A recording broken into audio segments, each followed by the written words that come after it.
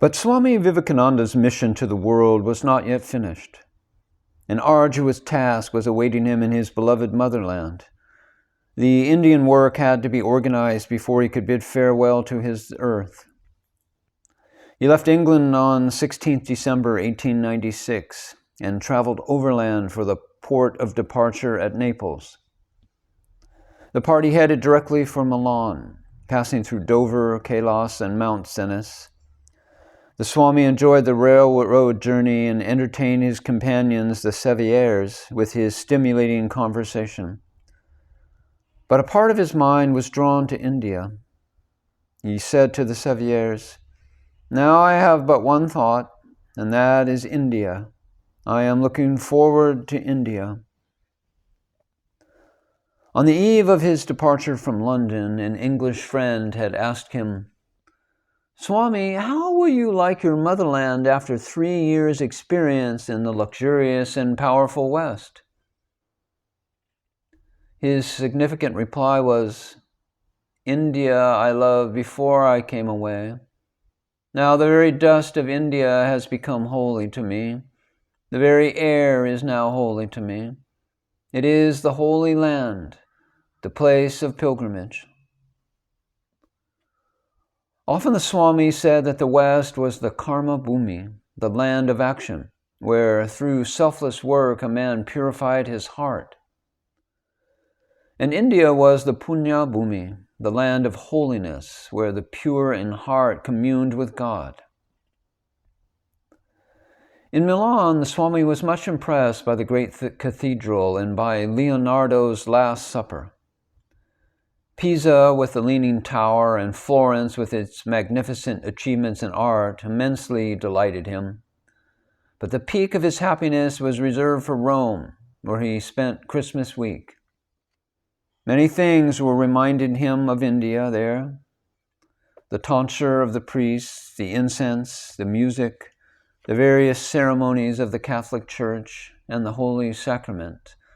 The last of these recalling in his mind the prasad of the Hindu temples, the food partaken of by devotees after it has been offered to God. When asked by a lady companion about the church ritual, the Swami said, "If you love the personal God, then give him your best, incense and flowers and fruit and silk." But he was a little bewildered by the imposing high mass at St. Peter's on Christmas Day, and whispered to the Seviers, "Why all this pageantry and ostentatious show? Can it be possible that the church, which loves such a display of pomp and ceremonies, is the true follower of the humble Jesus, who had nowhere to lay his head?" You could never forget that Christ was a sannyasin, a world-renouncing monk, and that the essence of his teachings was renunciation and detachment. He enjoyed his visit to the catacombs associated with the memories of early Christian martyrs and saints. The Christmas festival at Santa Maria de Aracoli, with the stalls where sweets, toys, and cheap pictures of the Bambino were sold, reminded him of a similar religious fairs in India. Christmas in Rome filled his heart with a warm devotion for Jesus Christ, who was an Asiatic and whom Asia had offered to the West as a gift to awaken its spiritual consciousness. The Swami spent a few days in Naples visiting Vesuvius, Pompeii, and other places of interest. Then the ship at last arrived from Southampton with Mr. Goodwin as one of her passengers. The Swami and his friends sailed from Naples on 30th December 1896, expecting to arrive in Colombo, now Sri Lanka, on 15th January 1897. On board the ship, the Swami had a significant vision. One night, somewhere between Naples and Port Said, he saw in a vivid dream a venerable, bearded old man, like a rishi of India, who said, "Observe carefully this place. You are now in the island of Crete. This is the land where Christianity began. I am one of the Therapeutae who used to live here." The apparition uttered another word, which the Swami could not remember. It might have been something about Essene, a sect to which John the Baptist belonged. Both the Therapeutae and the Essenes had practiced renunciation and cherished a liberal religious outlook.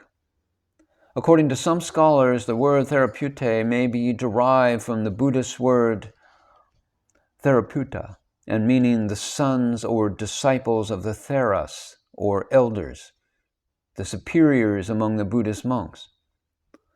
The word Essene may have some relation to Isyana, meaning the path of the Lord, a well-known sect of Buddhist monks. It is now admitted that the Buddhists at an early time had monasteries in Asia Minor, Egypt, and generally along the eastern part of the Mediterranean. The old man in the dream concluded his statement by saying, "The truths and ideas preached by us were presented as the teachings of Jesus. But Jesus, the person, was never born. Various proofs attesting this fact will be brought to light when this place is dug up." At that moment it was midnight, and the Swami awoke and asked a sailor where the ship was. He was told that it was 50 miles offshore of Crete. The Swami was startled at this singular coincidence. The idea flashed in his mind that the Acts of the Apostles might have been an older record than the Gospels, and that Buddhist thought, coming through the Therapeutae and the Essenes, might have helped in the formulation of Christianity. The person of Christ might be a later addition. He knew that Alexandria had been a meeting place of Indian and Egyptian thought. Later, when the old sites in Crete were excavated, evidence was found connecting early Christianity with foreign sources.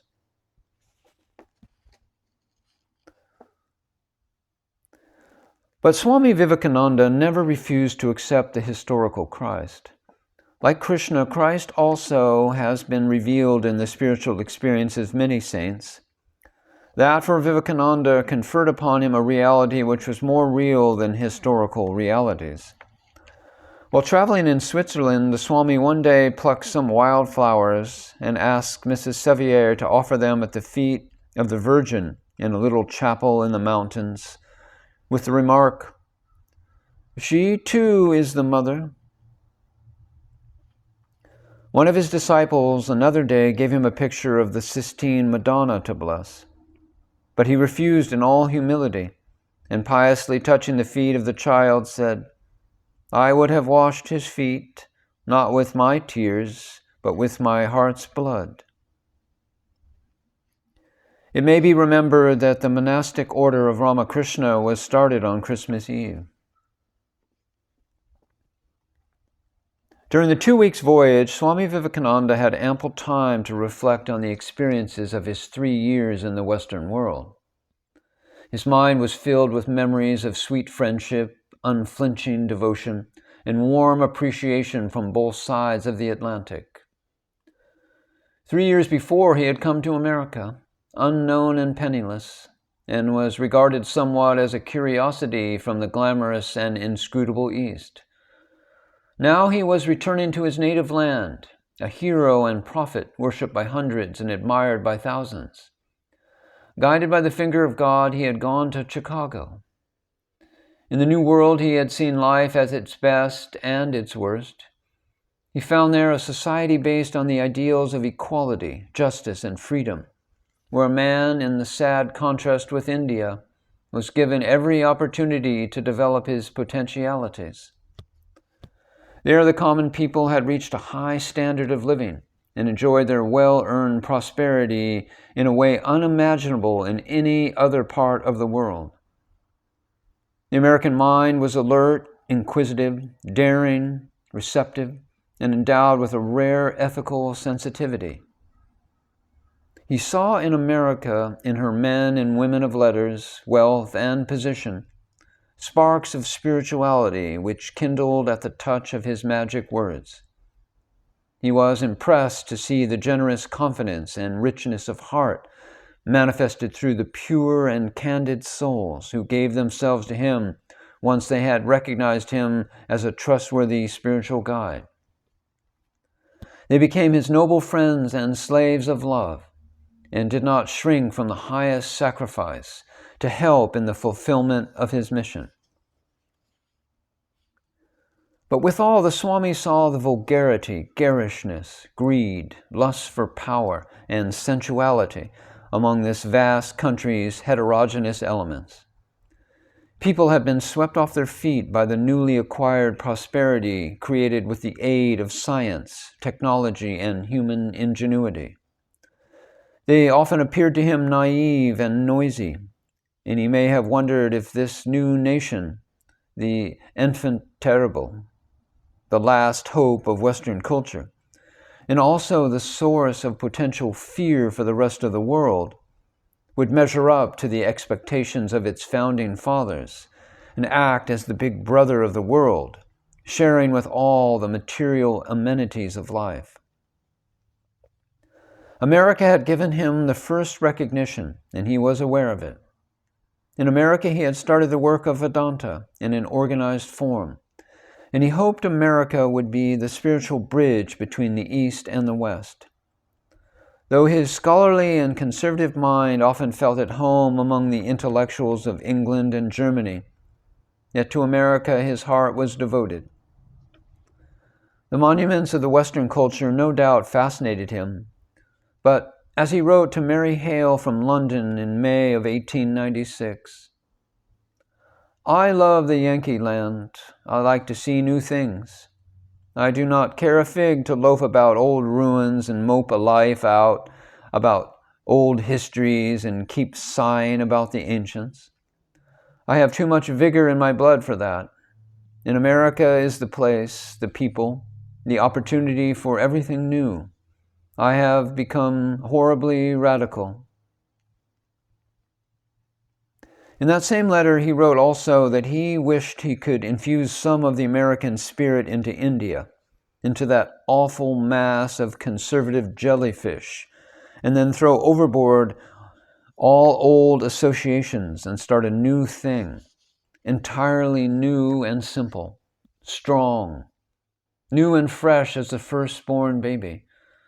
Throw all of the past overboard and begin anew, he wrote. Swami Vivekananda bestowed equally high praise upon the Englishman. He felt that, in a sense, his work in England was more satisfactory than his work in America. There he transformed the life of individuals. Goodwin and Margaret Noble embraced his cause as their own, and the Seviers accompanied him to India, deserting Europe and all their past to follow him. But what of Swami Vivekananda's early dream of gathering from America the material treasures to remedy the sufferings of the Indian masses and raise their standard of living? He had come to America to obtain, in exchange for India's spiritual wealth, the needed monetary help and scientific and technological knowledge to rebuild the physical health of his own people. Though on his return he did not take with him American scientists and technologists, or carry in his pocket gold and silver from the New World, yet he had left behind a vast storehouse of goodwill and respect for India.